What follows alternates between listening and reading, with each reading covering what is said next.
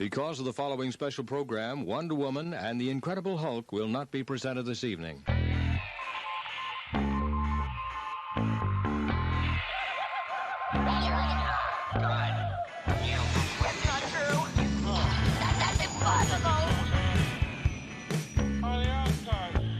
It's time to get all your Star Wars news in a single file. This is Making Tracks. Here are your hosts, Mark Newbold and Dave Tree.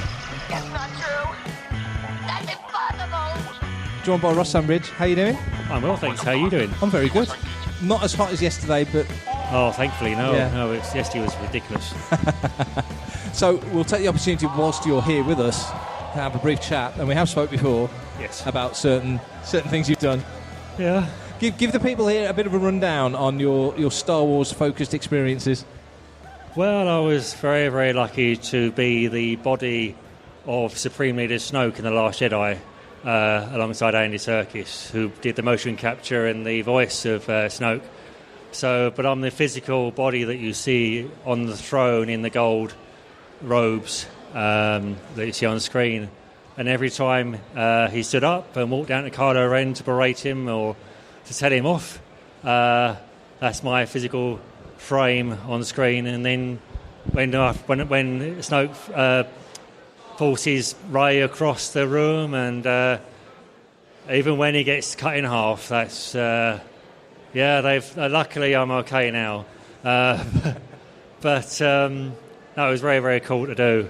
And I actually changed the body shape of the character because Rian Johnson wanted him to be quite aloof and quite creepy, so they chose me, which is, I think, a compliment. But I've got a slight curvature of the spine because of being so tall, and they actually added that onto the character. So he wasn't supposed to have a curvature, and then he does. So all the merchandise, all the figures, and all the posters and pictures of Snoke have all got a slight curvature, and that's mine. So well done for curvy people. And then a year later, I'm running around the spice mines of Kessel as a Wookiee, as well as lovely hairy aliens, and it was almost as hot as it was yesterday doing that, So, yeah. So how did that role, the initial role, the Snoke role, how did that one come to you? Well, I initially, my agent said that there was, when they were doing roles, when they were doing auditions for Chewbacca for Force Awakens before Jonas was chosen, they had they said, if you're over 7 foot, make yourself known and we'll be in touch. So I did, and the agent said, come down for an audition at Pinewood for Chewie. So I did. Met Jonas, who I think was the better person for it. But I was penciled in for the stunt double for Captain Phasma, because Gwendolyn being 6'4", 6'5", they just wanted someone that could be sort of like a stand-in stunt double if needed to be. Wasn't chosen for that, but they kept my name. They kept my name on file, and then they said, "Well, look, we need someone tall and slim for this particular character of Snoke." And then they said that come down for a fitting for a thing called Space Bear, which was the sort of like the secret name for The Last Jedi beforehand. So I did. Went in there, got measured up, put these the prototype gold robes on, went on stage. Rian Johnson walked in and went, "You must be our Snoke." So I said, "I guess I must be." And then I had to find out who Rian Johnson was. But then, it was I didn't realise he'd Looper and Brick and things. So, and then 2 weeks later I was on the set. So you've fitted up for this role. They've got something in mind. Yeah. But you, above and beyond being a tall guy, you bring something extra to it. So Yeah. how quickly did they incorporate that into the design of the character? Well, I think it was on the first day of set, and I'm sitting in the throne, and one of the ADs have gone over to Ryan and said that, do you know Ross has got a curvature, does that matter? And Ryan said, well, no, I think it'll add to the character, so we'll just give Stoke's curvature, and that was it. They just went around and changed all the designs. They didn't have to change the costume as such, but they just changed the design and how he would walk and how he would move about as much. And so I was sitting there going, is this really happening? A, I'm on Star Wars, and B, I'm now kind of like changing the face of that character. You know, then having all the merchandise and things afterwards is like a... I still have to picture myself, and it was 3 years ago. Yeah. So, yeah. So how long were you on set for that particular role? For Snoke, I was on the set for about 3 weeks. Yeah. You know, and it was... what you see on the screen is virtually what was on the set. Yeah. The big red curtains and the big throne and the stage itself. It's probably as big as Olympia. Wow, really? That big? Yeah. It's huge. It's one of those Palmer's main stages. When we were talking earlier, there's some photographs here, and he was saying how most of it, like you say, was as it was on the screen, but there was all the areas around the edge where they put the boxes where in case people fall off. Yeah, well, there was I don't know if I should say it really in public, but there was a safety guy who every day would do the briefing and would say, like, you got to be careful because on the edges there's only boxes down there. If you fall down, you go out yourself. And when he said that on the first day of saying it, he literally fell down the hole. Lucky landed in the... because it's a 20-foot drop. So if there wasn't any boxes there, he'd hurt himself a lot. I would have face planted it, and it would have been funny at first. But at first. You know, but we thought he did it on purpose, but it was a genuine thing. He literally stepped backwards and he fell. I'm just visualising it. Sorry, I can picture that. I was like just watching it, going, "He's done that on purpose. Has he done that? No, he hasn't done that on purpose, has he?" And then so everyone's going, "Oh shit." So you filmed your scenes, and did you go through the process like a lot of the actors in the films do when they do the 3D photographs for toys and all that sort of stuff? Yeah. Was that done on set? That's not on the same set. No, it's done in a warehouse nearby. But it's What was that experience like? Because obviously at the back end of that, you come out as a Hasbro figure. We only presume that might happen. We don't get told that until it actually happens. I can only think of it as like how they film The Matrix in a way, with all the cameras around. Yeah. You know, so they just ask you to stand there and have all the... They take like 50 photographs, maybe more than that, at the same time, but every single angle of your... Like the bullet time thing, yeah. To get it exactly your proportions right. Yeah. You know, and they... So there is there's the deluxe... No, sorry, the elite version of Snoke, Black Series Elite version, which, like, I can actually recognise my body. Obviously, the Black Series is slightly different, but the Elite Series, you can see it's my framework there. And, no, it's cool. It's really, really cool. I was going to say, you get a buzz out of that, obviously. Yeah. But, I mean, obviously I share the character with Andy because, you know, I'm the body of him. I'm not... Yeah. You're not only him, you know what I mean? So I share the character with Andy. And Andy's a really lovely guy, you know. So and I've done other things with him since, but it's it's cool. Yeah. So, Last Jedi was a wonderful foot in the door. Yes. In Star Wars, obviously. Yes. And then you end up in one of the most awesome movies ever, Solo, a Star Wars. Thank you very much. So how did that come about? Well, whilst I was still being Snoke, they said, you know, would you like to audition for a hairy alien in a new film? And I said, I wonder what that could be, because I've always wanted... I always thought if I got into film, there's only like two big franchises would be Bond or Star Wars, and getting Star Wars first time around was amazing. You know, that's how you pinch myself. But then to get the potential of this character, which I've always wanted to be a Wookiee, I was like, I wouldn't want to mess this up. So I had my audition with Paul Casey, and you know, he said you have to try and pretend that you're being like put upon like a slave. You're like hot and sweaty all day. You feel bad about yourself, you know. And I would say, okay, well, I just tapped in when I used to work in retail, and that helped a lot. But no, it was good. But there was. I bet you never thought that would be something you could pull up on all those years later. No, I didn't. No, I mean, Sainsbury's one day, then Solo another. Kessel the next. Kessel, it was, yeah. But you say about the heat, and we talked about the heat earlier in the start. Now it's legit warm and such. But when you're filming on a hot set in a Wookiee costume, and I know they try and make it as easy on you guys as they can, but that must be hard work. Originally, I was up to play the character of Sugwa. So my Wookiee outfit was made slightly different from the others. So my hair was made out of like the yak hair. Yeah.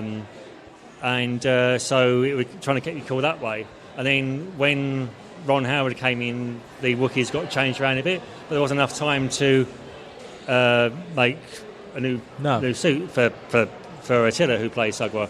So they just mixed it in with some synthetic. So I was the coolest out of the four of us.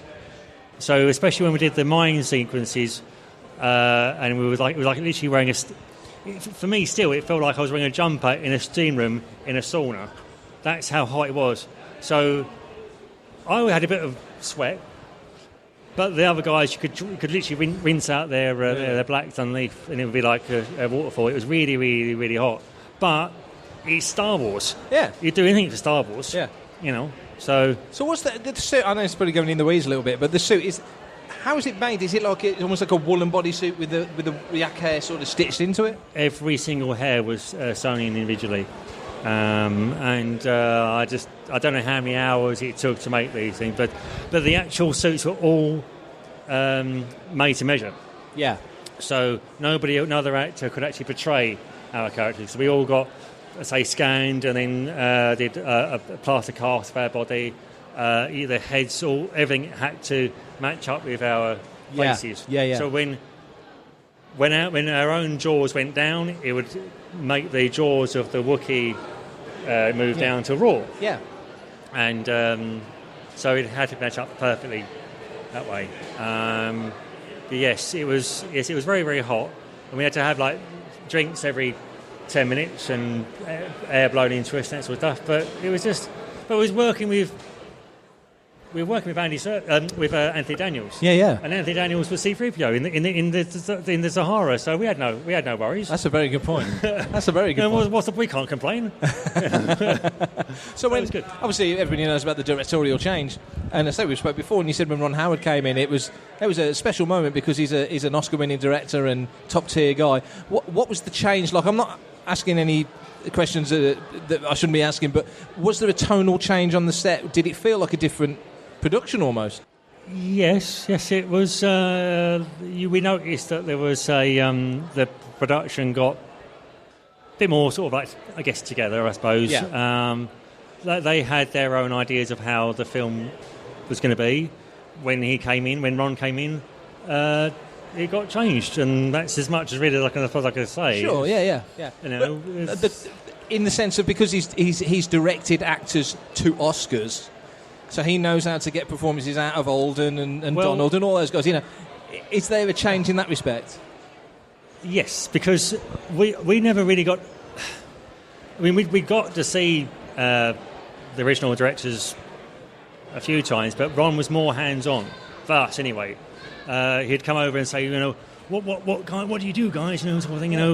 We want you to fight, keep fighting, keep throwing these punches out, and be more fearsome and sort of stuff. We go, this is great. We've been directed by Ron Howard. It's fantastic. Yeah, literally happy days. And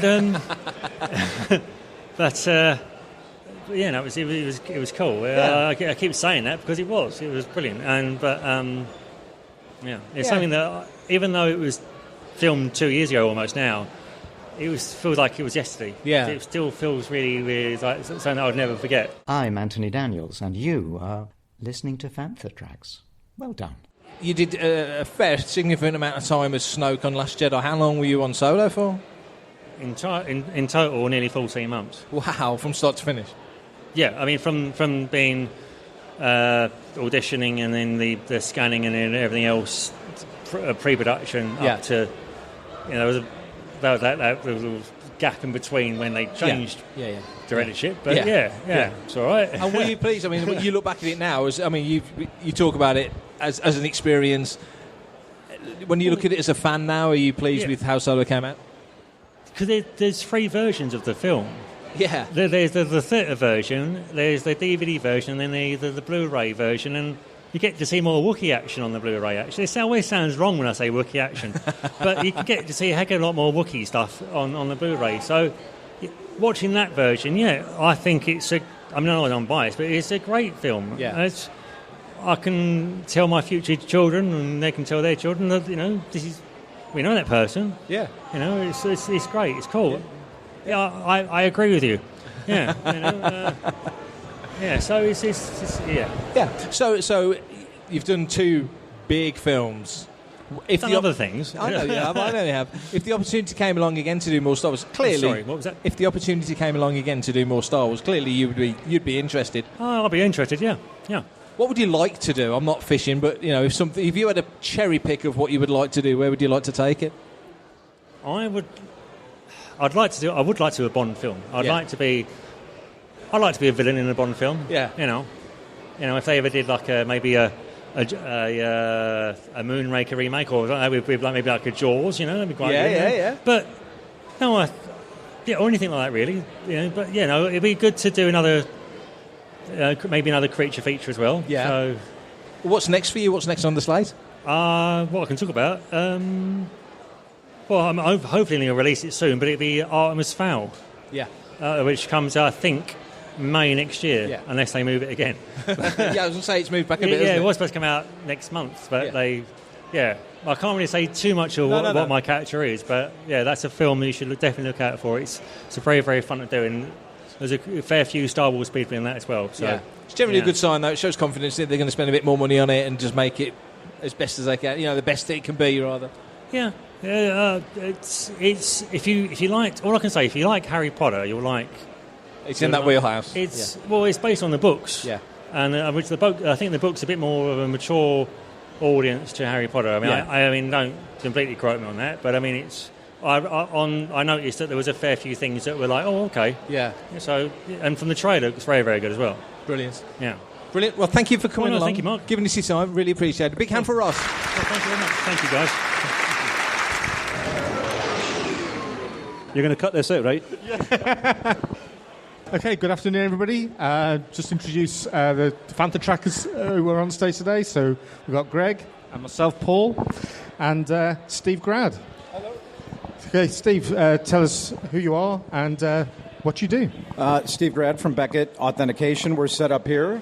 Love doing these shows, and also Pawn Stars. You guys might have seen me on the TV show, or the telly, as they call it here. And a lot of people have come up today, which is great, to say they've seen me on TV and watched the show. So very appreciative. And this year, I'm not, well, officially I could say unofficially, but the show will be filming in the UK at some point this year. So really excited about that. Cool. So how did you first get involved in collecting autographs? I take it you were a collector before you were involved in the business. Is that correct? Yeah, it's... long story, but I think a lot of people start off from their family. My grandmother collected autographs, and my aunts, and they met Jackie Robinson and presidents, and they got me interested.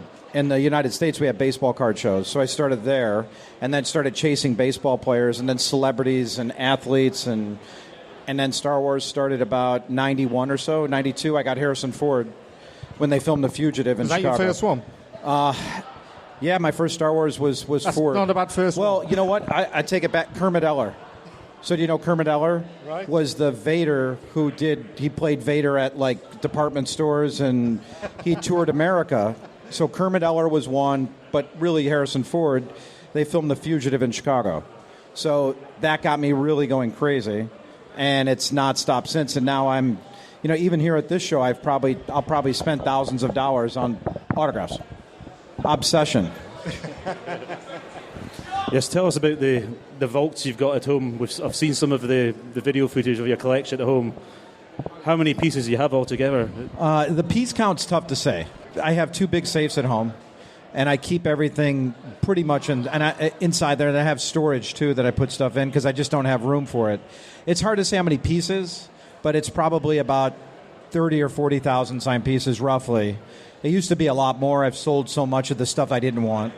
But the Star Wars stuff takes up a lot of it. So, like at this show, I put I have Stormtrooper pieces because they have about 7 here. Yeah. So I have 45, 50 pieces with about 40 guys on them that I've been working on for years. Stuff like that. I just saw Katie Purvis, who I've been friends with forever. So I put that type of stuff together, and I still collect multi-sign pieces a lot. So my friends all think I'm sick in the head. Yeah. And from Beckett this weekend, what's so far, obviously we've still got Sunday to come, what's been the piece that's come across the table so far that's blown you away the most? The cool stuff I've seen is I saw about 10 Peter Cushings. Wow. And seen some really nice Alec Guinness pieces and 2 Sebastian Shaws. Oh, right. Yeah. And then a bunch of Harrison Fords. As always, we get the Star Wars stuff here, so it's always... We're seeing that stuff constantly.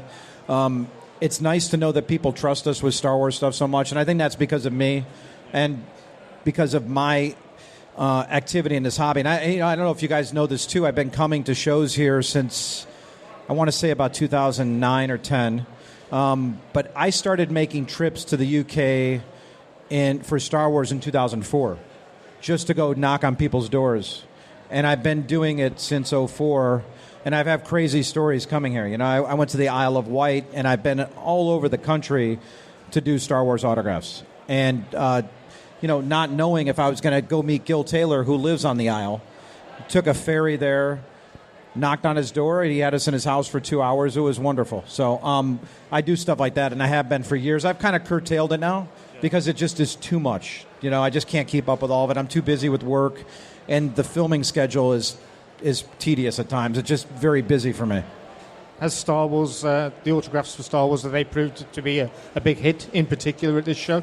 Yeah, absolutely, always. It seems like we take a lot of Star Wars in, but people bring the show signers, so Jason Momoa, Charlie Sheen, Martin Sheen, Zachary Quinto. We see a lot of that stuff too, and I really appreciate everybody coming here, and submitting that stuff. And I think authentication is important. Now, I'll say this much.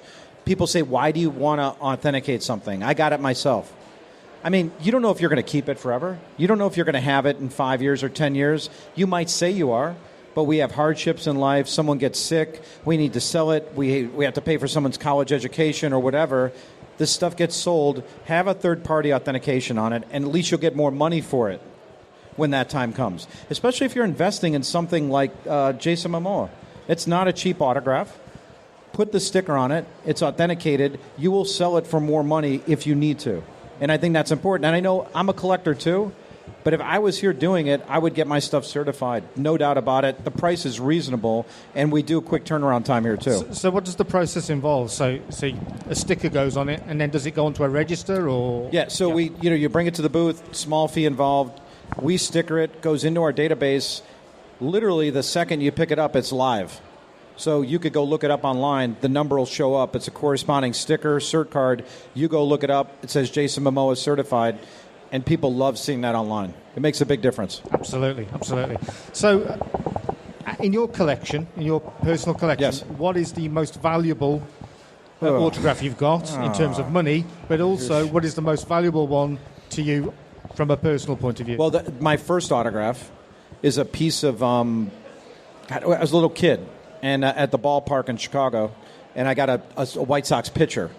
My mom had went to the dry cleaner and got the receipt, and she had it in her purse, and so I got that signed. And probably the most valuable is my Star Wars insert poster that has Peter Cushing on it twice, Guinness, Ford, Jack Purvis, Lucas, the whole. It has about 75 people on it, but it has the really great names that everybody wants. And I've been offered, I turned down $50,000 for it. So I like that piece a lot. It's nice. You certainly do. Yeah. And it was on Pawn Stars, same piece. So yeah. It's a great piece, yeah. Yeah, I mean, it's nice to hear that it means that much to you and that you would never sell it, regardless of price. Yeah, I someday maybe, but I'll tell you the truth, it means that much to me. Yeah. And it's hard to explain. I mean, I've had it all over. It's been here so many times. It's been all over the United States. I mean, I've traveled everywhere with that poster, and all the key personnel that I could get on it are on it. And especially because if you collect Star Wars, you want Cushing, you want Guinness, you want those signatures. They're on that poster. So obviously, you do the main authentication service. Fairly recently, at the beginning of this year, you introduced the new pre-check service. Oh yeah, we do. Explain how that yeah. works. And so you could pay a small fee if you were at the show today and you went to a stall, took a picture. You could use our app. Bam, done. Upload it, and right now, I probably have a request on here. I could just give you guys an idea. Let's see if I could show it. I can't show it here, but I could just pull this up, and I could look at the requests we have here. So we take advantage of the technology, and there's stuff in here right now. Five Finger Death Punch, Ringo Starr, a lot of Paul McCartney stuff. It seems like very Junkyard Dog. So it could be anything. It doesn't matter what it is. We'll be able to take a look at it. Unlikely genuine, likely genuine, or sometimes we call it a punt. We just punt it away and you get your money back. And I think it works out. We try to help collectors out. We don't want people getting ripped off. Yeah. But you could do it anywhere you're at. If you're at home and you bought something 10 years ago, but you want to know if it's real, you could use that service. I think it's $10. $10. Yeah, it's $10. So I don't even know. I probably should know, right? Yeah, it's good. But it's great to use. Hey man, it's me, Kevin Smith, Star Wars fan, Fantha Tracks fan. Great service. I've used it myself in the past. I had a Yoda piece that wasn't sure about, and I sent it to the pre-check service. Did it service. help? It did. Okay, good. I will definitely, obviously, get it Awesome. fully authenticated. Thank you very much. Yeah. Appreciate that. As well as, obviously, Beckett Authentication. I know you're a very passionate member of the community online. Absolutely. Can you tell us a bit about Star Wars Autograph Universe and your involvement? And Sure. Andy Luck, my friend, started Star Wars Autograph Universe. He made me one of the co-founders. He's an idea guy. Yeah. He goes to me one day, he's like, we're going to create this thing for Star Wars Autographs. I said, all right, I want to be part of it. And, with my recognition in the industry, and especially with Star Wars collectors, I said, I want to be part of it. And I think we've brought together some of the best people in our community, collectors, just to enjoy it, have a good time with it. And the biggest part, I hate seeing people ripped off. Yeah. And I see it, oh my God, I've seen it through the years so many times. It's disgusting. People buying bad autographs. We just want to help people out. I want to make sure people get good stuff. I don't want to see anybody with bad autographs because it hurts me. I mean, we have a submission at our booth right now. Paul McCartney's and George Harrison's, it's all bad stuff. It hurts me to think that this guy paid all this money for it, and I see it with Star Wars stuff all the time too. We want to educate people. You should know that you can't get Peter Cushing on a Grand Moff Tarkin figure because they weren't around, I mean, people should know stuff like that or know how tough Alec Guinness is on a figure. You could go find that out. You could ask our people. You could ask us on there. You're talking about the most knowledgeable people really in the whole community are right there. Plus the signings, Daisy Ridley and Driver and Harrison Ford and the various ones. Marshall Lucas is coming up too. Yeah. So that's, I want to say, the end of August. Yeah. An incredible lineup of guests, signers you've got coming up. Yeah, and we will. We're Andy's going to be on a trip starting next week. So we want to bring as many signers as we can to people, try to keep the prices reasonable, and try to offer some great names too. So in terms of other shows you've got coming up for Beckett, other ones around UK and US? UK, Destination Star Trek in Birmingham, which is in October. Yep. And then back here in November, I think it's the 22nd, 23rd range for London Film and Comic-Con winter. And then London Film and Comic-Con spring, which is in March, and then Birmingham again in June. So we try to do the shows kind of in Birmingham and here. And I mean, I love coming here, so I get a little tired, jet lag, but, And you've got EmpireCon, I believe, as well. Yeah, and special guest. Yeah, that's going to be a lot of fun. Are you going to come out for it? I wish. Oh, can I go to EmpireCon, Holly? Check the wife. The wife says no. Oh, bad question. Yeah. Don't ask that one again, right? Yeah, it's not a good question. That should be a lot of fun, and obviously put on by Showmasters involved in that. They're putting that on. I think it's going to be a great show. A lot of rare Star Wars names will be coming to the United States. For the first so collectors time. There are going to be able to see guys that never come there. It's going to be great. I think, Greg, you've got something down there, haven't you? I do indeed. We did this in Chicago. We'll surprise you with a piece on stage. You happy to have a look at? Oh, no. It's not Peter Cushing on a Tarkin figure, unfortunately. Oh, yeah. I know this piece. Yeah, these are nice pieces. Yeah, these are good pieces. Yeah, so this was done. I did see the pictures of him signing them. So this is done for charity. That's right. Yeah. Yeah, and it's a really nice piece. His autograph is really, not much. And I got him in person when he promoted that movie in Los Angeles. And we did the premiere. I was actually surprised. The cast is really nice about signing. Well, except Felicity. She's a little off, but... Oh, wow. Okay. All right. So, good. All right. Good. And then, of course, we've got quite strong links with Jeremy as well. And, as you know, this is actually a gorgeous signature of him. Yeah. If you guys have seen, just stuff from the last month or so, his autograph is shrunk down. It's very small. Unfortunately, he's in very bad health right now. That's right. I was going to go see him, actually, Monday, but he's out of town. I was just going to pop in and pay a visit, but they emailed me back and said he's gone. So, just a great man. Today, and if you guys get a chance, I know I saw his name on here, Alan Harris, please go say hi to Alan. Alan is a lovely bloke. I met him a few times. He's so nice. I will tell you, he's one of the nicest people you'll ever meet in your life. Just if you get a chance, just because of his deteriorating health, go say hi to him and say thank you. For just and hear stories about Superman, which are just fantastic. And the fact that in one scene, one photo he's got, he plays 3 parts in one photo, which he will tell you about. Yeah. Alan Harris is actually on the stage after us doing an interview. So what's next in terms of Beckett? And obviously you've got the shows coming up. Is there any other new things you're introducing to the service in terms of obviously like the pre-check sort of thing like that? Well, I think the most important thing, truthfully, is doing stuff like this and just education. And if you want to come by the booth and ask me any questions you want about what we do, how we do it, you want to see the certs, I just want to educate people and show people what we do. Do you guys know Paul Dunn over here? Paul is our UK rep. Paul's one of my best friends. He works for us here. And you could go ask Paul any questions about it. And we, as you do mention that, if you're here in the UK, you can't come to a show, you want to submit right here, come see Paul. Come talk to Paul. Paul could take the submissions and take care of it.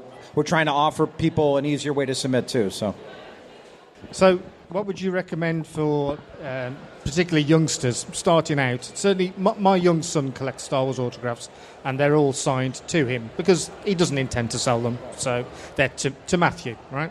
So you can start off relatively inexpensively by choosing some of the, shall we say, minor characters from the films or even the animated series, and then you can build up to the bigger characters when you find your feet, I suppose. Is that how a lot of people tend to do it? Yeah, I always tell people, start off slow, build up a collection, but do it the right way. Have a good focus. When I collected autographs when I was younger, I didn't have a focus.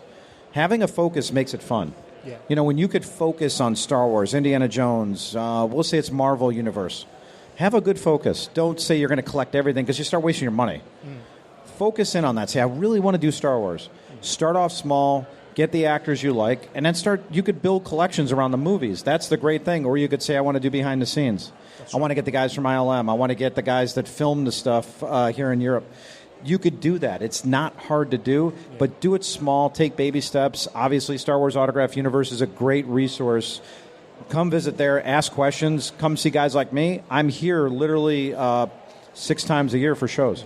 I'm glad to answer that and answer questions, but just don't think you're going to jump in and know everything. That's the thing, too. Don't think you know Alec Guinness's signature if you don't. If you're just starting, you don't.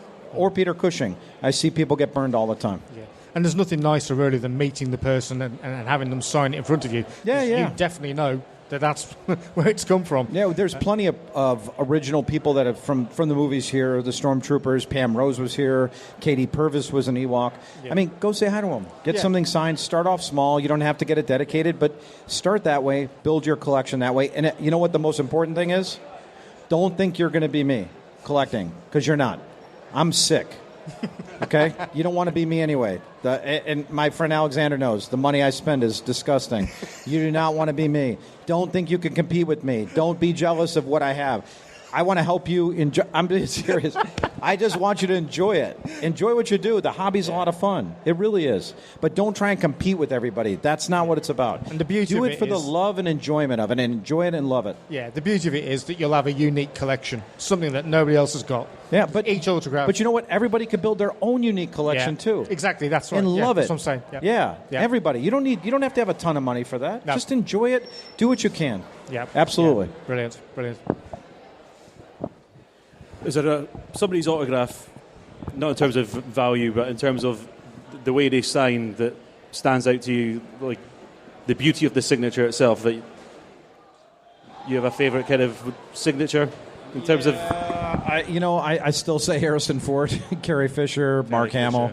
Yeah, especially, Carrie, her signature evolved. It was so childlike when she started. You could see that evolution and her confidence built, But as the years went on, I still love her autograph. I mean, at the end, it got a little too sloppy for me. Yeah. But, man, when she was in her prime, especially...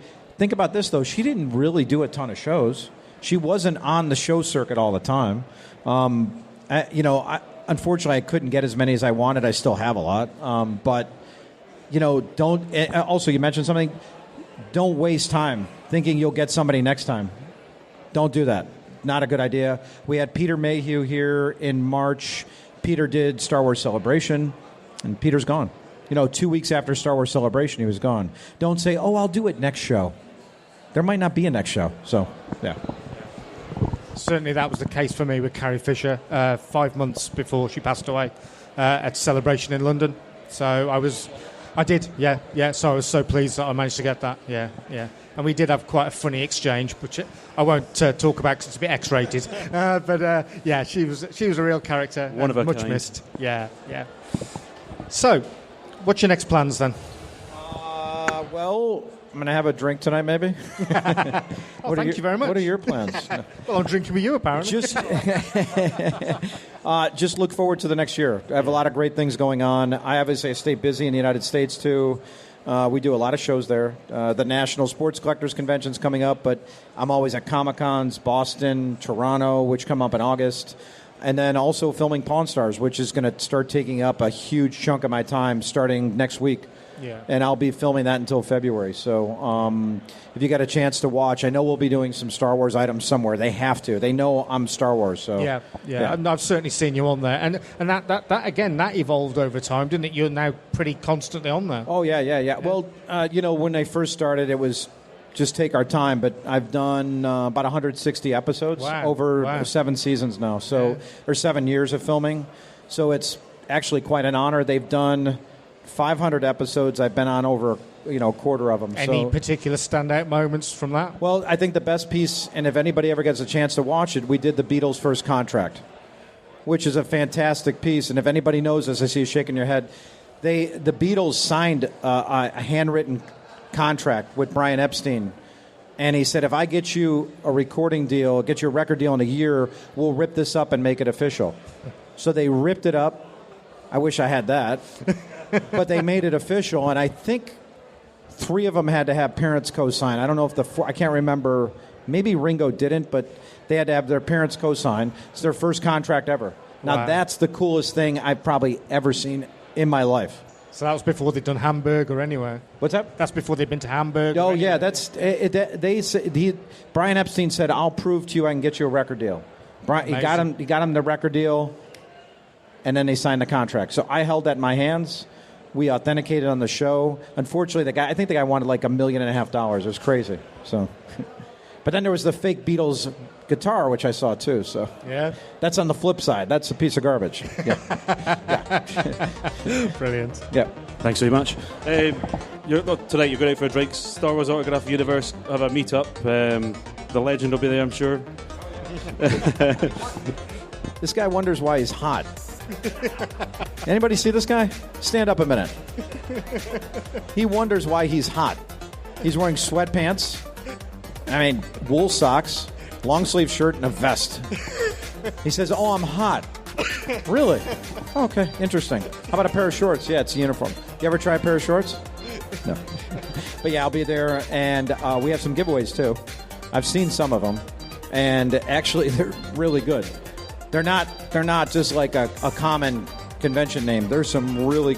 If you want a chance to win like a $600-700 autograph, then come over there because there's going to be one.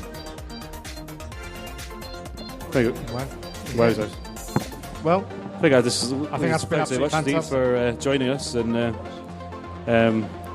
best of luck for the rest of the weekend, and stay tuned to Fanfare Tracks. May the force be with you. Everybody, if you're looking to get anything authenticated this weekend, Beckett are just over in front of the base of those stairs in the middle of the convention centre over there. Yeah. Just go and see Paul Dunn here. And don't forget to follow Fantatrax. We're available on all forms of social media. Yeah, Facebook, Twitter. Subscribe to our YouTube channel, Instagram, Bebo, Friends Reunited. Oh yes, of course. Follow Steve and Beckett Authentication online. What was your personal one? The real Steve Grad or Beckett Authentication. We do a lot of Instagram stuff. And actually, I've been putting a bunch of stuff up on Instagram today. So hope you guys get a chance to see it. We like putting new content up all the time. Thank you very much, Steve. Thank you. Here for Steve Grad, please.